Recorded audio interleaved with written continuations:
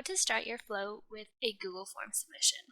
Zenphi offers many different triggers that you can choose from or ways to be able to start your flows. One of them is through Google Form submissions.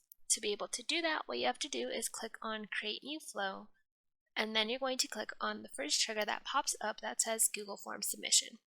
What this will do is create a flow that starts when a Google form is submitted. You're going to click on Create. You'll see a red ring around the Google Form icon. You're going to click here, and you're going to select from your connections. If you haven't set up a connection yet, you're going to click on the plus icon to create a new connection, and you're going to make sure to authorize.